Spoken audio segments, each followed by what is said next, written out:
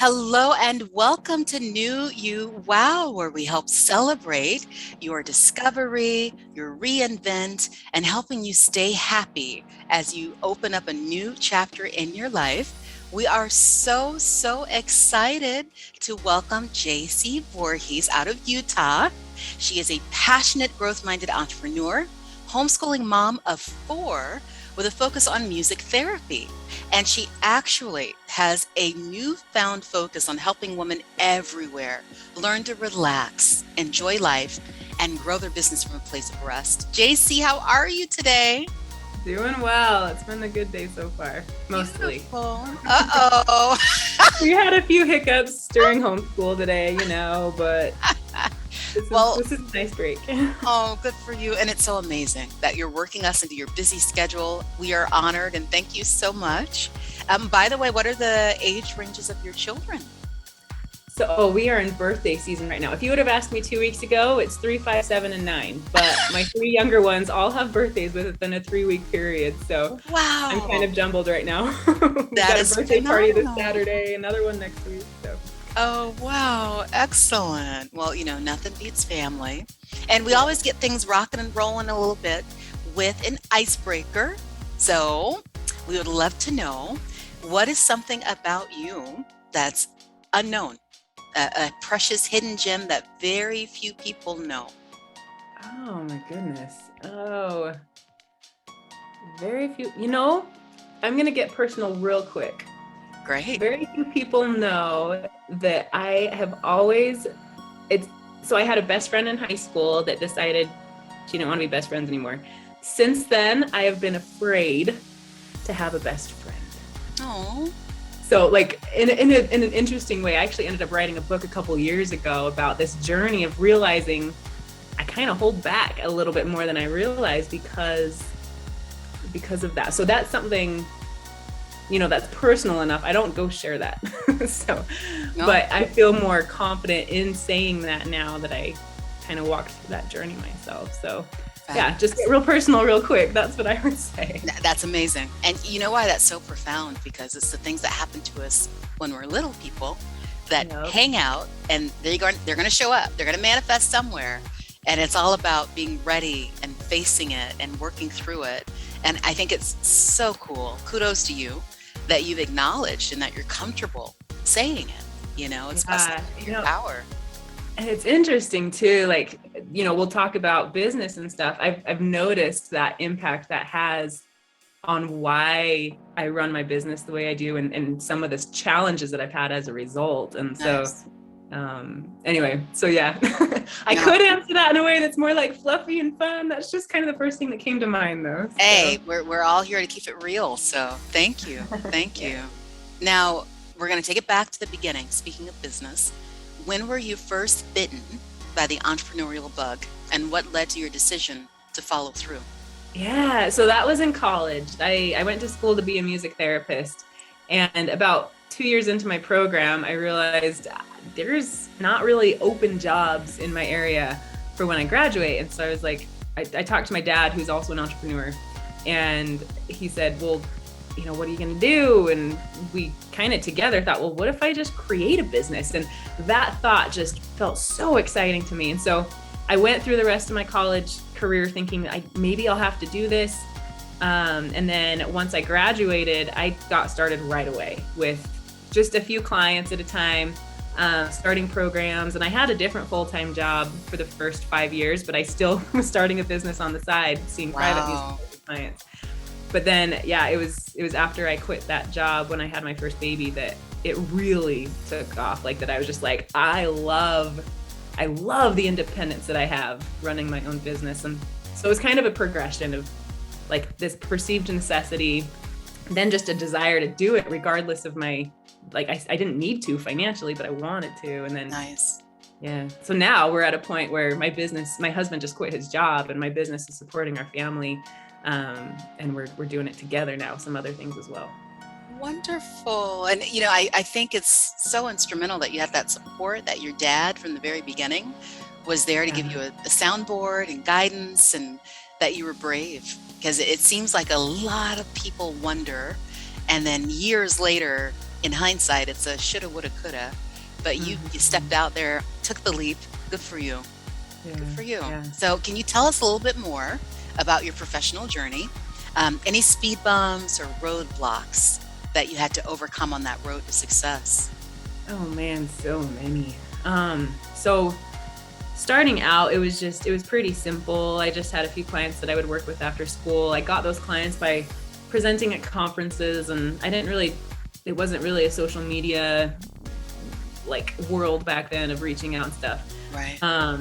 But so I just started slowly, and it wasn't until I started having kids that I started hiring people, and that brought this whole other world of responsibilities and concerns and stuff. But some of the biggest struggles that I have come up against, there was one in 2017. I'd had an employee for about a year, and a contract that we were working with who things were getting kind of sketchy there. And I was like, you know what, I don't want to stick with this contract. And they're like, well, can we hire your employee? And I'm like, well, no, like, she's my employee. Like, it's kind of weird.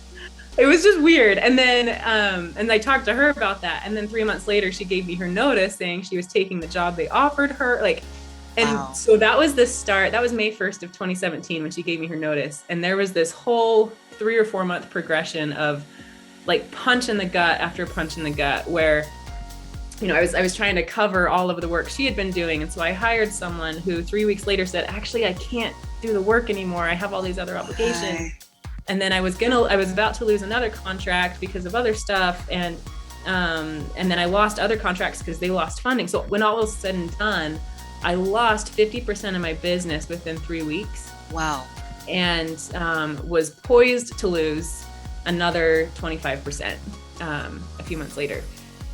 And I was I was 7 months pregnant with baby number 4, with kids age 1, 3, and 5. So I felt like I was sinking, and I had this imagery one night of standing like in this beautiful building, like this tall skyscraper, and suddenly the whole thing just turned to ash and just dissipated around me. And I realized in this imagery, I was still standing there. Like Nice. this building around me had been what I had created, and suddenly it was all gone. And I mean, I really was worried everything was going to go away, because that was the track it was on. And I realized I've been spending so much time focused on external growth, trying to grow this business, get new clients, get this revenue, that now is the time to focus on internal growth. And that regardless of where my business was and what was happening, I was still strong no matter what. And I could still find strength in God no matter what. And so I came to a point there that I was like, okay, if I need to give this up, if this is like all of these events are leading up to me just focused at home with my kids after I have baby number 4, I'll do it. If that's what needs to happen, I am 100% on board with doing that. And once I came to peace with that, like I felt totally different. Everything was still feeling like it was in shambles, but I felt different inside. I was okay with that. And as luck would have it, things started to turn around. And by that, like 6 months later, I was right back up to the revenue I had been at before. New opportunities came, I was seriously floored. I'm like, how did this just happen? And like, it was an amazing experience, because it was so hard. And because I learned that I could feel peace by being willing to let it go if I needed to. And so I've had a few experiences like that.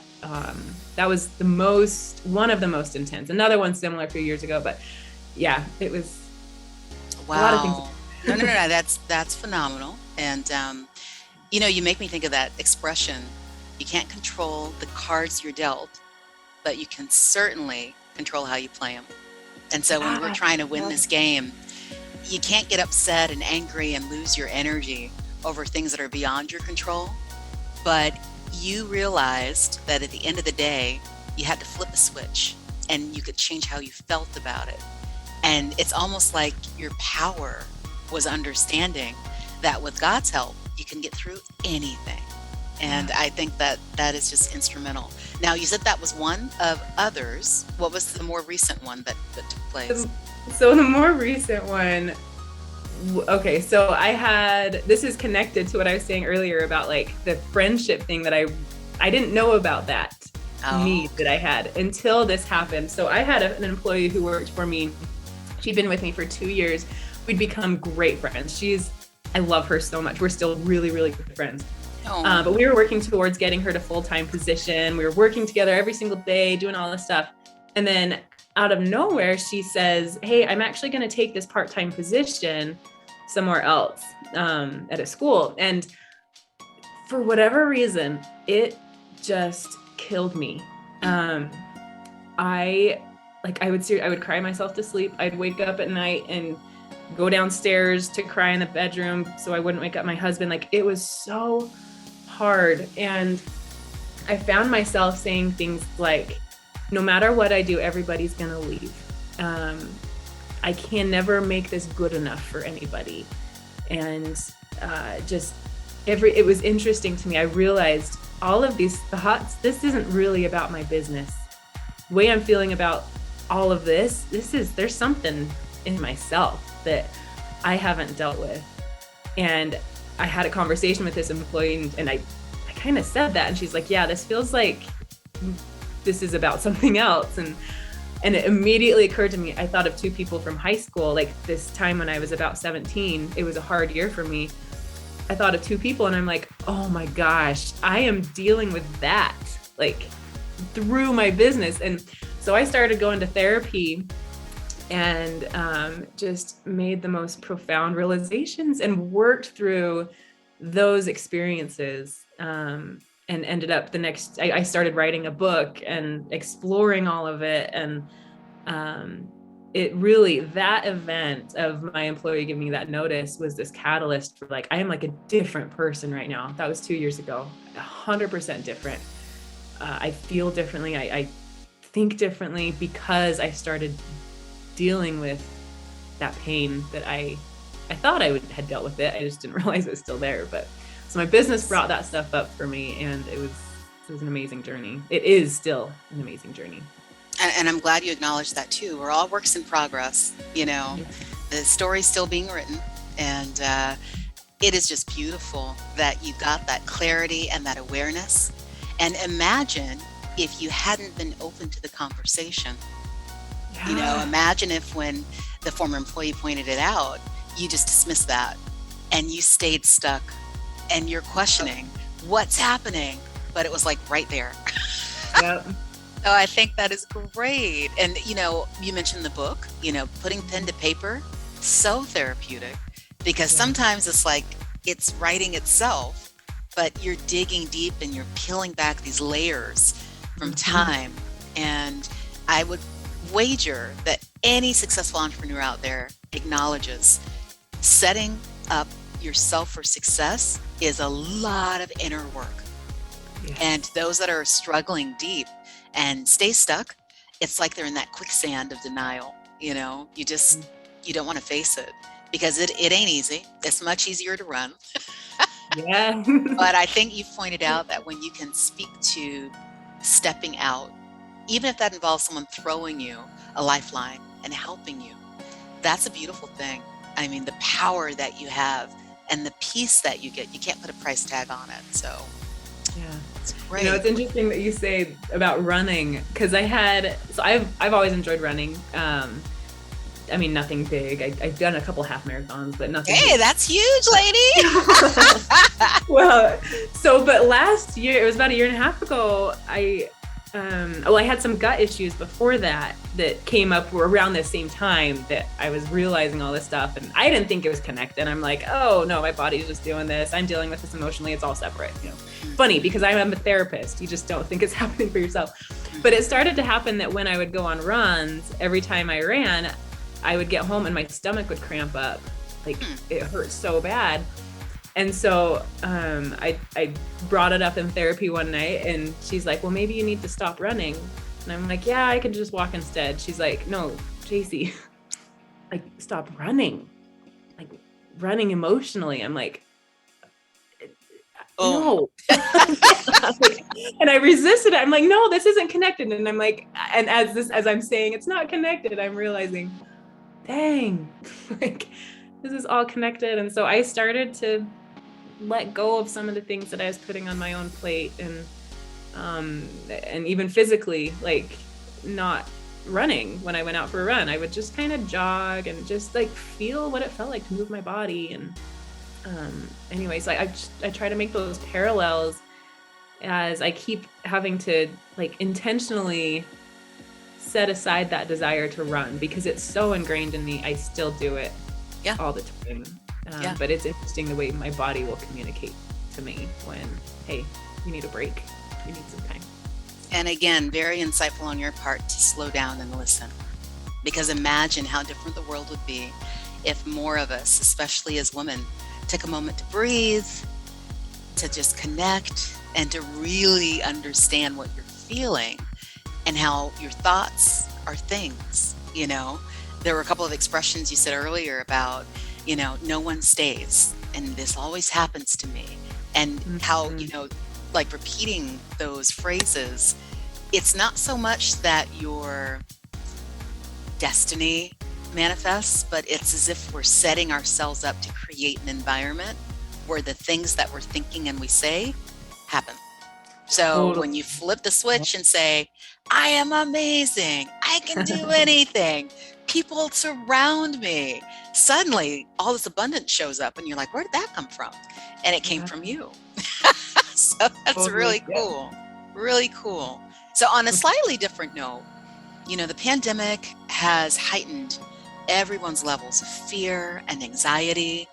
What have you found to be effective ways to cope with these raw emotions? Yeah, well, so my experience with the pandemic, I feel like was very different. For me, I had felt the desire to homeschool my kids for years. And so when this all happened, I was so grateful, because I had never had the courage to pull my kids out of school and really try it. And so for me, and as everything started, I remember thinking, and I said this out loud, I wrote it down, this feels like the beginning of a huge, amazing change for my life and for our family. Nice. And now, a year and a half later, my husband is home, which we had thought about for years, but we never acted on, but we realized what it felt like once the pandemic hit. Nice. So we're working together from home. I'm homeschooling, which is obviously a completely different lifestyle. And I started a different business, this coaching business that I never would have done otherwise. So for me, that all of those feelings, I felt grateful. I loved the time being home with my kids. I mean, I was a stay-at-home mom with them anyway, but it felt different. It didn't feel like we were obligated to be around other people all the time. Whereas now I kind of feel that I'm like, we need to invite people to dinner. I want to make sure everyone feels included and loved and welcome in the neighborhood, and make sure we're nurturing friendships, you know. But this was just like, let's just be with our family. So yeah, as far as the anxiety, I guess for me that the anxiety comes when I see all of the political turmoil. I've got like friends and family members who are very polarized on one side or the other, like wearing masks or not, or, you know, all these decisions. And, you know, and I personally, I'm okay with it, like with wearing a mask or whatever, or if someone doesn't want to, I'm like, you know, it's cool, like it's okay. Like, so I personally don't have that, but seeing and witnessing the turmoil is discouraging, because I can't make it go away. Like I have to kind of let go of, I'm a peacemaker, and I have this tendency to try to help people see this way or that way. And I guess that is a big thing that I feel like has changed in me during the pandemic, is realizing I'm not the one to solve problems. Amen. Yeah. Everyone has to carry their load. Yeah. I just can love other people through it by not arguing about it. If, you know, I have a family member who's like, I'm never wearing a mask, and I try not to argue it. Like I try not to say, well, you should, because, you know, and then on the other end, I'm going to wear a mask everywhere I go. Like I've just learned to not argue, I guess. No, yeah. I can express my love and my opinion, but if my intent is to get them to think what I think, then that's where I'm going down the wrong path. Understood. And that's beautiful because it allows you to strike a balance. You know, you can't have peace without balance. And, you know, we must be birds of a feather, because it was funny. Before the pandemic struck, I would say to my hubby, I just want one day a week, just one day that I don't leave the house. That I'm here. And then all of a sudden it happens and I'm like, wait, whoa. I was cool. I was like, I get to stay home? Oh my goodness. But I had so many friends and family that were like, I can't go anywhere. I'm stuck in this house. And I mean, I feel very blessed that my hubby and I are best friends. We like each other. So being in the house together wasn't a scary thing. But I know for many, they had to you know, I guess just go through this process of new discovery and figure out, who are you? We've been living together, but we're never at home. So we have different schedules. And now you're just, hi. Yes. So yeah. Tell me about yourself. And man, I mean, when you're looking at the stats, for some it didn't go so well, but it's beautiful when, like you said, you're reestablishing those bonds and you're able to, I mean, like they say, time is money. So you can't put a price tag on that time that you're together now, and making it mean even more when so many have suffered so much loss. So that's great. Yeah. Great. Now, who or what would you say are your top 3 sources of inspiration? Oh, Mr. Rogers, Fred Rogers is one of the big ones up there. I saw the movie with Tom Hanks. Yeah. Yeah, would have been right before the pandemic. And I watched Mr. Rogers growing up as a child and just always loved him. And for whatever reason, like that movie just really, really moved me.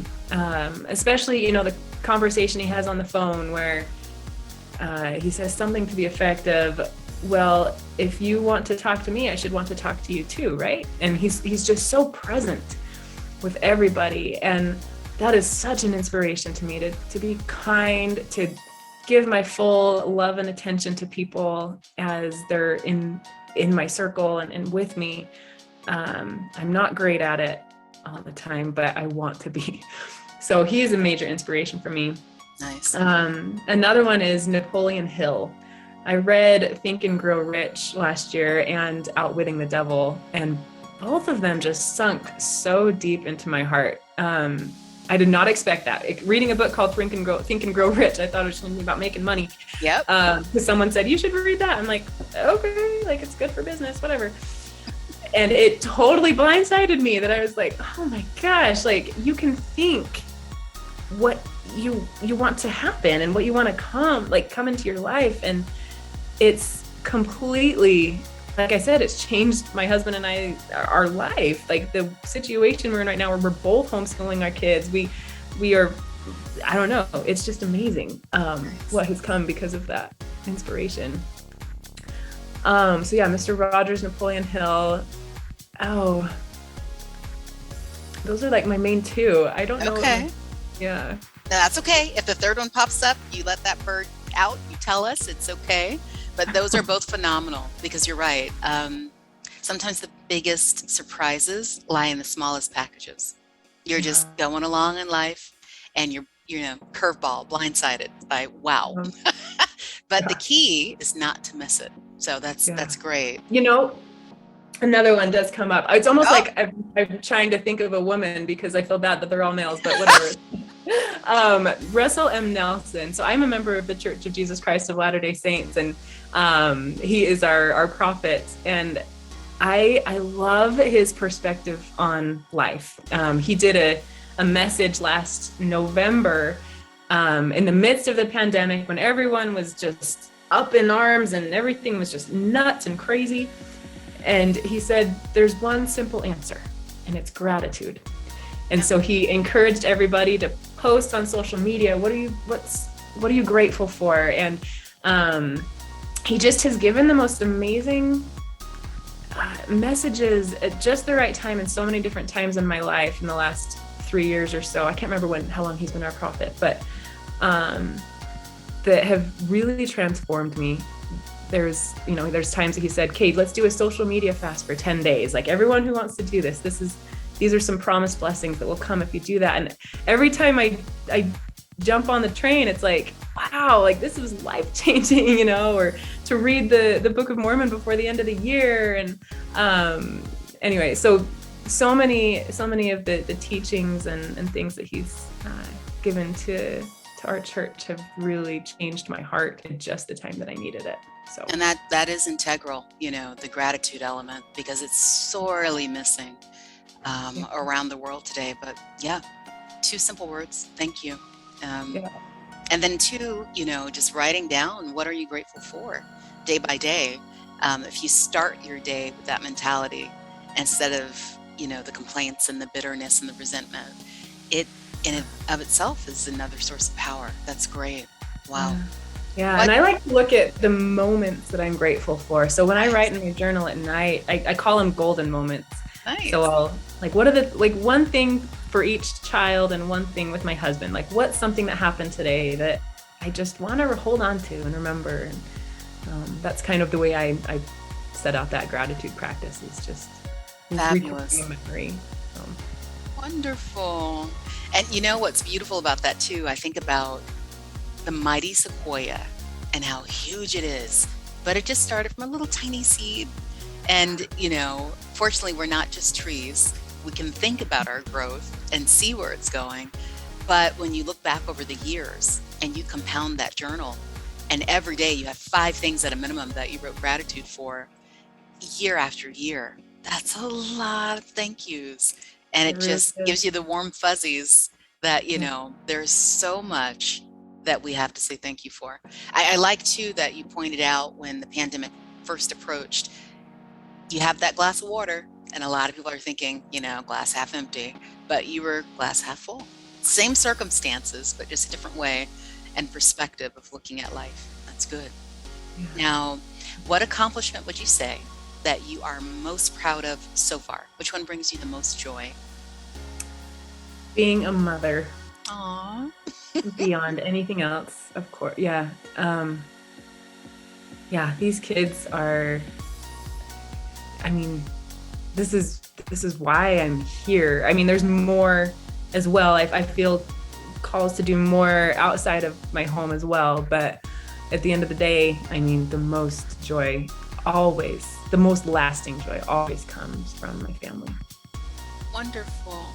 Speaking of calling, what's your opinion? Do you choose your calling, or does your calling choose you, and why? That was a great question. Do I choose my calling? Or does my calling choose me? I think it could be either. I'm a firm believer that God wants us to choose. He needs us to make choices, and that everything is not going to be, hey, you need to do this, but that there's going to be a lot of things in our life that he says, whichever way you want to go. Like, those are both great paths, or all 3 are great paths, or whatever. And so there's been actually a lot of times that I've made a choice. I've tried to almost choose a calling and end up going a different direction. So it's funny. The other night I was realizing every year for the last 10 years, there's been something I felt called to do and have put a lot of work into it, and then end up letting it go. Mm-hmm. And I don't think those are mistakes. I think those are opportunities for me to see, like, I learned something with each of them in a profound way that I think is shaping me. And so I could look at it as, I tried to choose that calling and it wasn't the right one, but I think it is more of, I'm making these choices and following these paths. And my hope is that the calling that's like waiting for me, if there's something specific, some vocational calling beyond, I just read the book from Paula Ferris called Called Out, and she talks about vocational calling versus a faith calling. Mm-hmm. And so my faith calling will always be to love God and to love others, and to let that inspire any other vocational meaning whatever I do, like the actions I take. And so my vocational callings will change over time, but I feel like I keep waiting for the one to just manifest itself and be like, hey, this is coming to you. Now it's ready. And so I don't know. It's almost like I keep choosing these and then I'm waiting for the one to choose me. So I have an unknown answer to that one. That's okay. I always tell guests there's never a wrong answer. You know, Yeah. it's more about your insights and where you are at this moment. And speaking of the moment, tell us a little bit more about what you're working on. What new projects of yours should we be on the watch for? Yeah, so I am currently experiencing my own journey with learning how to rest. Nice. I have a personality, and I always have, ever since I was, 10 years old and doing ballroom dance and ballet and piano, and I was in a band, and I've always had a million things. And that's held true until, through now. But I am learning how that rest doesn't just mean sleeping and staring at the wall. Right. That rest means keeping enough space in my mind and in my heart so that I have room to say yes to the things that really need me, which in my case right now is my children, my husband, and any relationships that need special nurturing and attention. Beautiful. So most recently, I've been working for the last few months on creating a new coaching program. So I do business coaching for music therapists because I've had my own practice for 12 years. And so I've got a group program that I've loved doing. It's been amazing. And so I wanted to take that and do coaching more on the internal process of running a business. Okay. But I put so much work into it for the last 3 months. And then I got to a point where I was like, I'm wanting to help people rest, but I am not feeling rested anymore. I feel so anxious about this and wanting to make it become something more, which I think meant it was more about me than about the end result. And so what I decided to do was to stop that. And I'm in this phase of my journey now where I am learning for myself what it is to let go, to rest, to not have these self-imposed deadlines and achievements and successes that no one else tells me I have to get there. Everyone else, I just think I have to for myself. And so I'm letting go of that for now. And what I sense is coming is that I want to talk to women about rest, that life is not about working yourself to the bone so that you can have something to show for it. Mm-hmm. But life is about feeling present in the moment enough that you feel like you're experiencing joy, that you're feeling love from God, love from others, and just enjoy and feeling peace. So the scriptures talk a lot about enter into my rest. Mm-hmm. And for the longest time I imagined that as being like death, Wow. which I have to laugh at, that I was like, you rest when you die. Like, no, rest simply means enter into my peace, like to feel the peace of God. And that experience I shared of when I was 7 months pregnant and about to lose my business and seeing the ash fall around me, but still feeling strong, that was like everything around me was falling apart, but inside I felt different. And so that's what I'm experiencing for myself right now, since I let go of this other endeavor. And I feel very different now. I feel like I am focusing right now on what really needs me, which is homeschooling. And I think if we could all, and this it's so simple to just think, you don't have to add anything to your schedule to rest. It's not taking a nap and going to the spa and doing this. It's no, take something off your plate. Mm-hmm. That's the thing right now that you feel like is just weighing you down more than everything else. Like, can you let go of that? And so I want to share that message, and I'm interested to see what the journey is. Like, how do I need to share that? Where will it come through? But I do feel like I'm on a path where I'm learning that firsthand for myself so that I can help others through the same thing. That is amazing. And just imagine the number of people you're going to be able to help because you've lived it yourself, you know.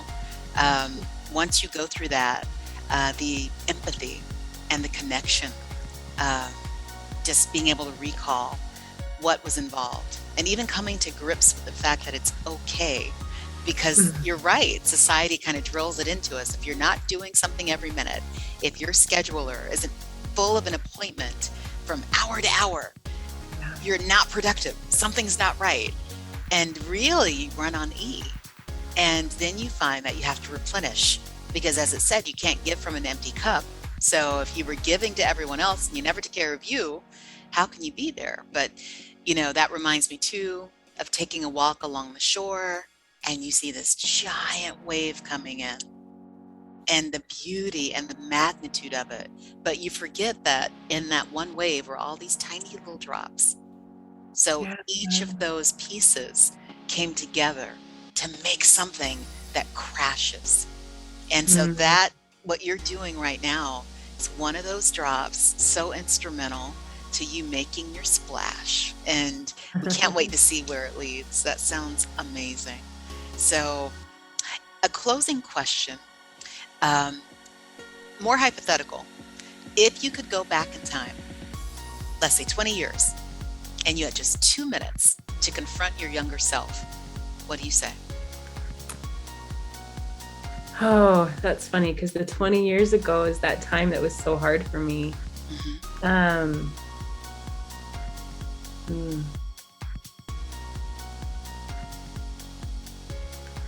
That relationships will come and go, but that you will always stay strong. I'm gonna actually look this up real quick. I took a note recently of what I would say. That's interesting that you asked that, because that younger self was so caught up in feeling like I needed, that my identity was tied to other people responding and like confirming that I was the right person. Validation externally. Yeah. So the intent is not to draw people to me, but to be willing to leave everything behind and go find the person who is hungry and alone. Wow. So there's going to be times where I am not the one that somebody else is reaching out to. And that's a beautiful signal that, hey, it's time to go reach out to somebody else. And that those relationships will come and go, but that it doesn't change who I am.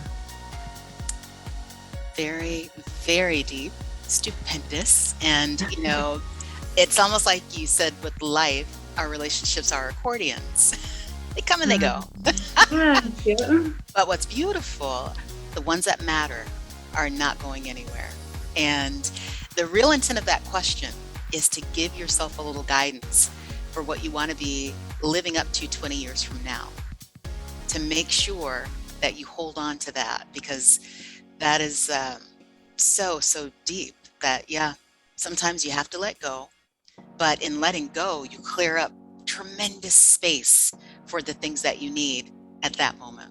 So, Jaycie, we can't thank you enough for putting time in your so busy schedule to come through and share your experience. And it's just the beginning of more amazing things coming your way. If any of our listeners do want to reach out, what is the best way for them to get in touch? I would say Instagram is great. It's just, my handle is just my name spelled out, Jaycie Voorhees. And then I've also got a Facebook group it's currently called Confident Female Entrepreneurs. It's possible I might change that. So maybe don't. I've got some ideas. I just want to make sure I'm rested enough before I, commit. Okay. No, I'm going to make sure all of that's in the description. So, okay. But so impressed by your journey and your ability to express it. And, perhaps this timing was everything, because I can see your piece, and I'm going to wish you to hold on to that, fight for it with all you've got, because again, it's worth so much more than we know. And we thank you for just taking the time to shine your light. So any listeners out there, if this resonated with you, we strongly encourage you, get in touch with Jaycie, get more information. Don't forget to share this message, subscribe, like it, comment, give us some feedback on what you thought. And in the meanwhile, stay safe and tell everyone that you love exactly how you feel, because we all need to hear it. Thanks so much, and see you next time. Thanks so much for watching. Be sure to share this video and like, comment, and subscribe. You can find us on Instagram, Facebook, and Twitter at NewYouWow. Until next time, stand tall in your power, and remember, your belief in yourself is your superpower.